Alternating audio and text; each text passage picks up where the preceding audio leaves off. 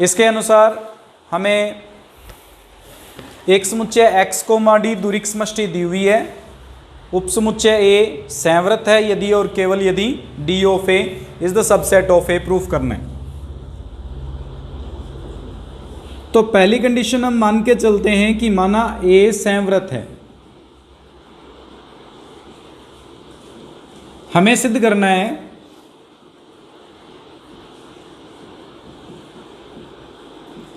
D of A is the subset of A. D of A subset of A अर्थात व्युत्पन्न समुच्चय जो है वो ए का उपसमुच्चय है, ये हमें सिद्ध करना है। इसमें किसी भी सेट को सबसेट प्रूफ करने के लिए हमारे पास टॉपिक क्या था, हम एक अवयव लेके चलेंगे डी ऑफ ए का, और अगर ये प्रूफ कर देंगे ये एलिमेंट ए का भी है तो डी ए सबसेट बन जाएगा ए का, अदरवाइज डी ए सबसेट नहीं है ए का। इसको प्रूफ करने के लिए माना एक्स ए का सीमा बिंदु है, क्योंकि डी ऑफ ए व्युत्पन्न समुच्चय है, ड्राइव्ड सेट है, और ड्राइव्ड सेट होने का मतलब कि इसमें जो भी एलिमेंट्स होंगे वो सारे के सारे सीमा बिंदु होंगे ए के। अगर एक्स ए का सीमा बिंदु है तो इसका मतलब एक्स डी ऑफ ए में है। हमें सिद्ध करना है कि एक्स ए में होगा। प्रूफ करने के लिए यदि संभव हो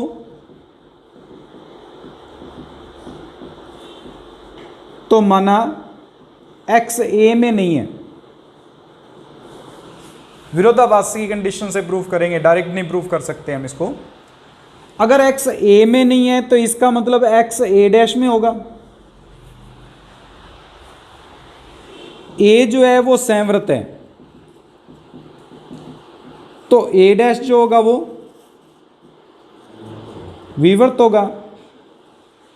और कोई भी समुच्चय विवर्त समुच्चय तभी कहलाता है यदि उसमें उपस्थित किसी अवयव के विवर्त गोलक परिभाषित किया जाए और वो विवर्त गोलक उसका सबसेट बन जाए। अर्थात एस आर ऑफ एक्स जो है वो सबसेट होगा हमारे पास किसका, ए डैश का। अगर एस आर एक्स सबसेट है ए डैश का, इसका मतलब एस आर एक्स में कोई भी ऐसा अवयव नहीं है जो कि ए का अवयव बने। सारे के सारे एस आर एक्स में अवयव किसके होंगे, ए डैश के अवयव होंगे, ए के कोई भी अवयव विद्यमान नहीं होगा। या ये कह सकते हैं कि S R x intersection A का जो मान होगा वो फाई के बराबर होगा।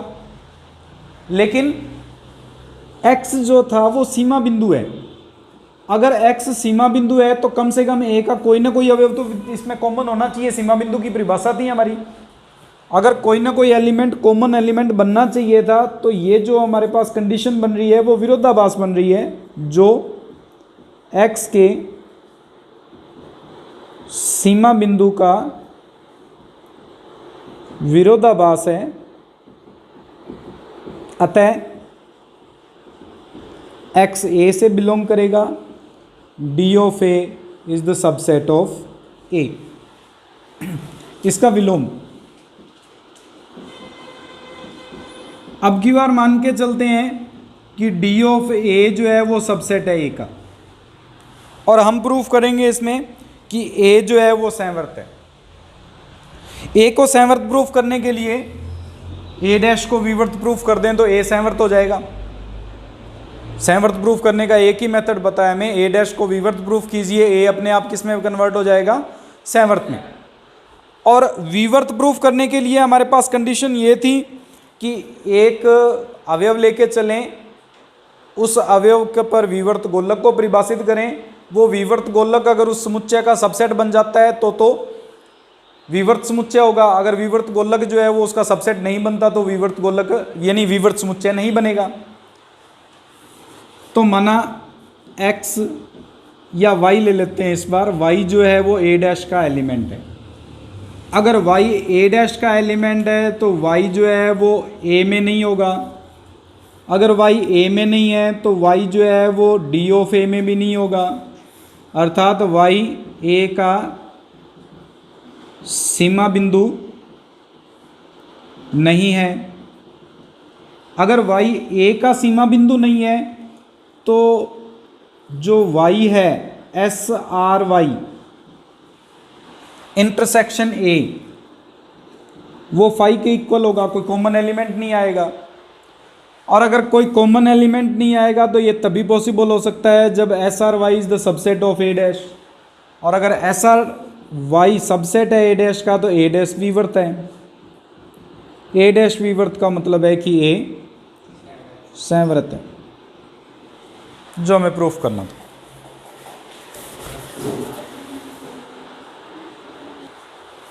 थ्योरम कर रहे हैं हम 2.14, किसी दूरिक समष्टि एक्स डी का एक उपसमुच्चय ए संवर्त है यदि और केवल यदि इसका पूरक जो है वो विवर्त है।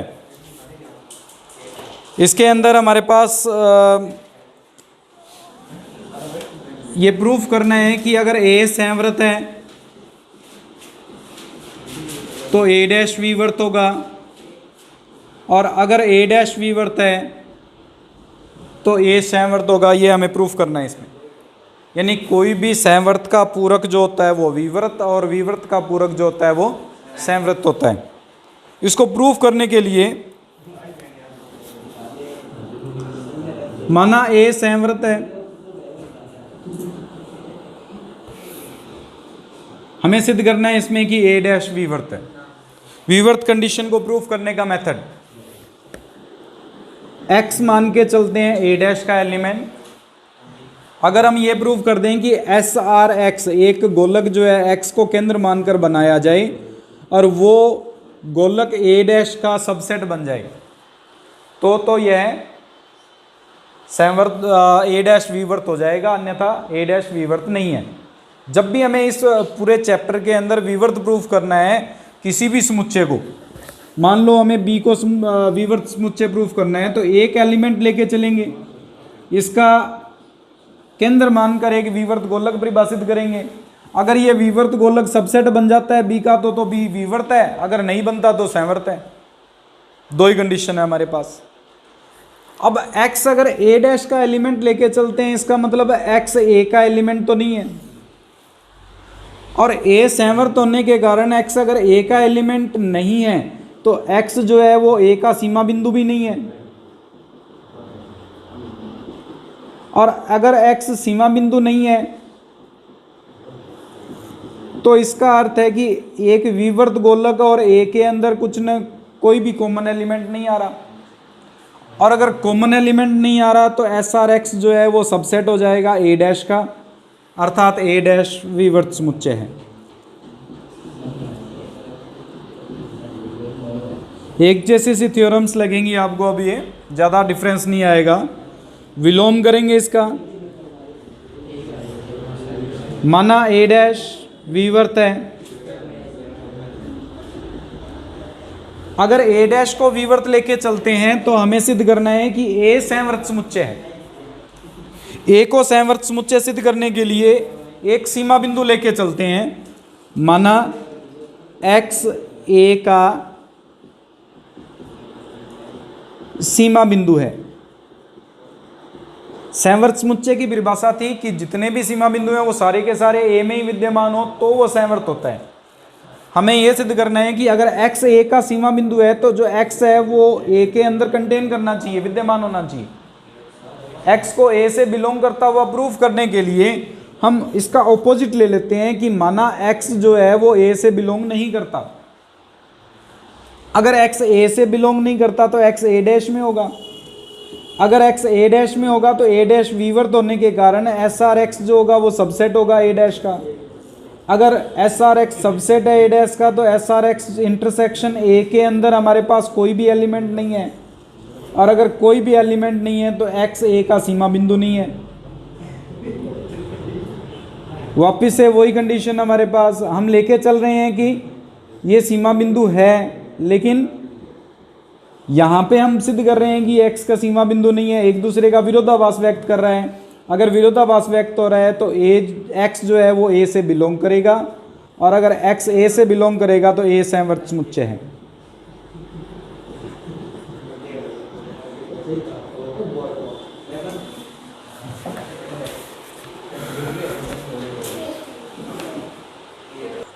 थ्योरम प्रूफ करने के लिए सबसे पहले ए यूनियन डी ए को संवृत सिद्ध करते हैं। जो अभी अभी पार्ट बताया मैंने, किसी भी भाग को संवृत सिद्ध करने के लिए उसका पूरक जो है वो विवृत सिद्ध करते हैं। अगर उसका पूरक विवृत है तो वो खुद संवृत बन जाएगा। हमें ए यूनियन डी ए को सबसे पहले संवृत सिद्ध करना है, उसके बाद में A bar equals to A union D A सिद्ध कर देंगे। तो इसको सिद्ध करने के लिए हम माना इसमें एक element x belongs to A union D A dash लेके चलते हैं, यानी इस समुच्चय का पूरक लेके चलते हैं और इस पूरक को विवृत सिद्ध करेंगे। विवृत सिद्ध करने के लिए एक एलिमेंट लेके चलते हैं और इस एलिमेंट पर एक विवृत गोलक परिभाषित करेंगे, वो सबसेट बन जाए इस डैश का या इस पूरे सेट का, तो ये विवृत है, वरना ये विवृत नहीं है, क्लोज सेट नहीं है। इसको प्रूफ करने के लिए एक डी मॉर्गन लॉ पढ़ा हुआ है आपने, जिसके अकॉर्डिंग ए यूनियन बी का डैश अगर निकालते हैं तो वो ए डैश इंटरसेक्शन बी डैश के इक्वल होता है। वो नियम अगर यहाँ पे अप्लाई करें तो इसको A dash intersection D A dash लिख सकते हैं। इंटरसेक्शन का मतलब होता है कि ये एलिमेंट जो होगा वो दोनों में होगा, अर्थात एक्स ए डैश में भी होगा and X derived set dash A में भी होगा। अगर एक्स ए डैश में है तो एक्स जो है वो ए में नहीं है, और अगर x ड्राइव्ड सेट डैश में है तो इसका मतलब x जो है वो डी ए में भी नहीं है, अर्थात x ना तो a का अवयव है और ना ही डी ऑफ ए का अवयव है।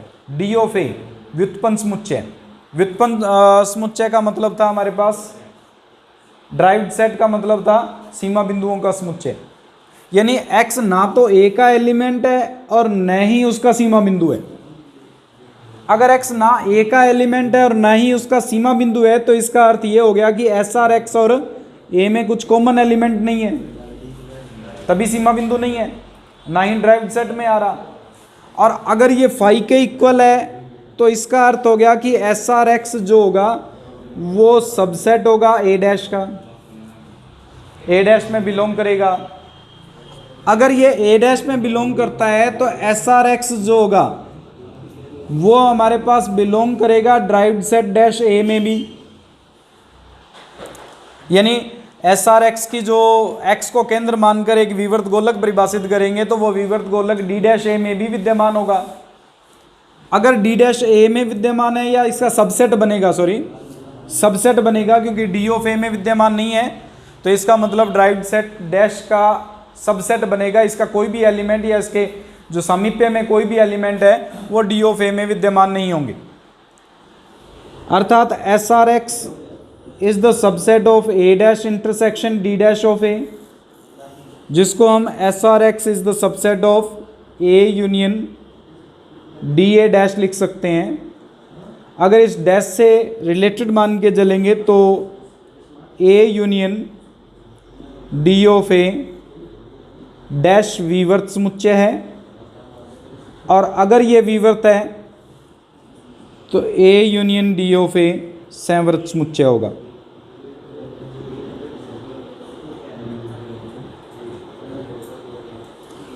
अब हमें ये तो प्रूफ कर दिया इसमें कि ये एक संवृत समुच्चय है, हमें इसमें रिपीट पार्ट प्रूफ करना है।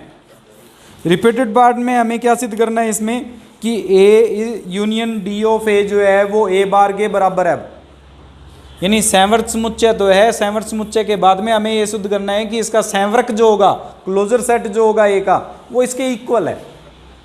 इक्वल प्रूफ करने के लिए देखो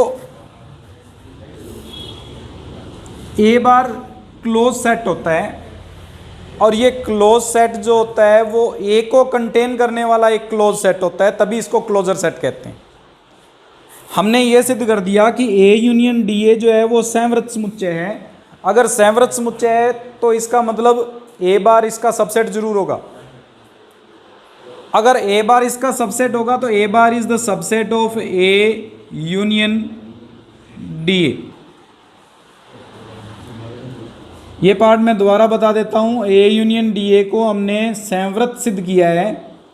अगर ये संवृत सिद्ध किया है तो इसका मतलब ए सबसेट है ए यूनियन डी ए का, एक छोटे से छोटा समुच्चय संवृत समुच्चय जिसमें ए विद्यमान हो वह उसका संवृत कहलाता है। अगर ये संवृत है तो इससे छोटा अगर कोई समुच्चय बनता होगा उसको संवृत कह सकते हैं या इसी को संवृत कह सकते हैं। हमने मान लिया कि इससे छोटा कोई बन रहा होगा जिसके कारण A bar is the subset of A union D of A. हम लेट करके चल रहे हैं इसमें, क्योंकि ये तो बनेगा ही बनेगा, अगर इससे छोटा कोई और हुआ तो वो भी इसका सबसेट बन जाएगा। अब डी ऑफ ए जो है वो सबसेट है ए बार का। D of A derived set, limit points के जो सेट होता है वो क्लोजर सेट का ऑलवेज सबसेट बनता है। ए जो होता है वो भी हमारे पास ए बार का सबसेट बनता है, क्योंकि ए बार की डेफिनेशन यही थी, वह छोटे से छोटा संवृत जिसमें ए विद्यमान हो, इसका मतलब A is also the subset of A bar. और ए यूनियन डी ए करेंगे तो ये भी सबसेट बनेगा ए बार का। पहली कंडीशन में हम कह रहे हैं कि A bar is the subset of A union D A. Second condition में A union D A is the subset of A bar.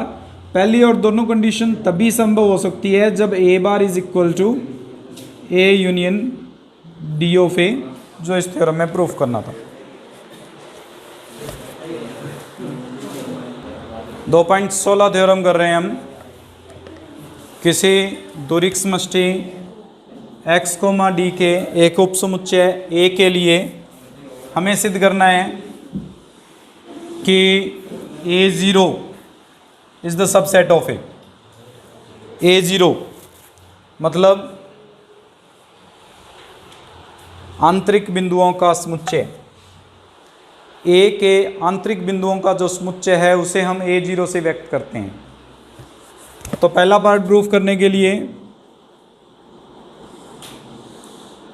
Subset proof करना है तो नॉर्मल कंडीशन है कि x है वो a0 का एलिमेंट लेके चलते हैं। अगर x को a0 का अवयव लेके चलेंगे तो इसका मतलब x जो है वो a का आंतरिक बिंदु है। आंतरिक बिंदु की परिभाषा अर्थात x जो है वो a में विद्यमान है। आंतरिक बिंदु तभी हो सकता है जब x a में विद्यमान हो, और अगर x a में विद्यमान है तो हमारे पास जो a0 है वो सबसेट होगा a का। पहला पार्ट प्रूफ हो जाएगा। बी पार्ट, एक एलिमेंट लिया था a0 का, हमने प्रूफ कर दिया कि वो a का भी एलिमेंट है, इसका मतलब a0 is the subset of a। Subset proof करने का एक ही मेथड है हमारे पास, एक एलिमेंट लो पहले सेट का, दूसरे का प्रूफ कर दें, सबसेट हो जाएगा। दूसरा पार्ट, a0 एक विवर्त समुच्चय होता है, ये सिद्ध करना है। विवर्त समुच्चय सिद्ध करने का एक ही मेथड है हमारे पास, एक अवयव लेके चलेंगे, उस पर विवर्त गोलक परिभाषित करेंगे। अगर विवर्त गोलक जो है वो उसी का अवयव बन जाता है या उसका सबसेट बन जाता है तो वो विवर्त समुच्चय, अन्यथा विवर्त समुच्चय नहीं है। तो इसको प्रूफ करने के लिए माना हमारे पास ये मान के चलते हैं इसमें कि x जो है वो a0 का एलिमेंट है। हम प्रूफ करेंगे SRX is the subset of a0। SRX को सबसेट ऑफ a0 प्रूफ करने के लिए माना SRX सबसेट ऑफ a का सबसेट प्रूफ मानने का मतलब ये हो गया कि R को केंद्र मानकर अगर x को केंद्र मानकर R त्रिज्या का एक विवर्त गोलक परिभाषित किया जाए तो वो a के अंदर विद्यमान है। अर्थात हमारे पास ये मान के चल रहे हैं कि dx, y, अगर y हम मान के चलें SRX का एलिमेंट वो स्मॉलर देन होगा R से। हम ये लेट करके चलते हैं, अगर ये R से स्मॉलर देन है तो dx, y R में से सब्ट्रैक्ट करने पर ग्रेटर देन होगा 0 से, जिसको हम R डैश मान लें तो R डैश जो है वो ग्रेटर देन है 0 से। SR डैश ऑफ y को हम चेक करेंगे कि क्या इसका जो मान आ रहा है वो अस्तित्व में है या नहीं है। प्रूफ क्या कर रहे हैं हम, सबसे पहले तो ये देख लीजिए एक एलिमेंट लिया हमने x जो A0 का एलिमेंट है, हम ये प्रूफ करना चाहते हैं कि SRX जो है वो सबसेट है A0 का। अगर SRX सबसेट हो जाएगा A0 का तो A0 विवर्त समुच्चय बन जाएगा, और विवर्त समुच्चय हमें सिद्ध करना है A0 को। विवर्त, इसको सबसेट प्रूफ करने के लिए मान लिया SRX A का सबसेट है, A कोई भी एक समुच्चय, A0 इनके आंतरिक बिंदुओं का समुच्चय है। इसको A0 का सबसेट प्रूफ करने के लिए SRX का एक एलिमेंट ले लिया Y। अब y जो है वो अगर SRX का एलिमेंट है तो r डैश एक ऐसा परिभाषित कर लेते हैं धनात्मक मान जो r minus D X Y को व्यक्त करता है। हम सिद्ध करेंगे कि ये y जो है वो भी A0 में विद्यमान है। अगर y A0 में विद्यमान है तो SR डैश जो है वो y जो होगा वो सबसेट होगा SRX का, और SRX जो है वो सबसेट है A का। इसका मतलब SRX जो होगा वो A0 का भी सबसेट बनेगा। A0 का सबसेट होगा तो विवर्त समुच्चय परिभाषित हो जाएगा। अब SR डैश y के अंदर एक एलिमेंट ले लिया हमने Z, जो SR डैश का एलिमेंट है। यहाँ पे D Z comma Y smaller than होगा आर डैश से, और अगर D Z comma Y R dash से स्मॉलर है तो D Z comma Y smaller than R dash की value R minus D X comma Y, D X comma Y plus D Z comma Y smaller than होगा R से। D एक metric space है, metric space की condition के अनुसार, त्रिकोणमिति के जो है समीका की कंडीशन थी उसके अनुसार एक्स कोमा जेड जो होगा वो भी आर से स्मॉलर होगा, अर्थात जेड बिलोंग करेगा एस आर एक्स से। जेड हमने एलिमेंट लिया था एस आर डैश वाई का, हम प्रूफ कर रहे हैं एस आर एक्स का एलिमेंट है, इसका मतलब S R dash Y is the subset of S R X. Repeat कर रहा हूं, एक एलिमेंट लिया था एक्स ए जीरो का, हमें इसको विवर्त प्रूफ करने के लिए इस पर केंद्रित एक गोलक परिभाषित करेंगे और उसको ए जीरो का सबसेट प्रूफ करना होगा।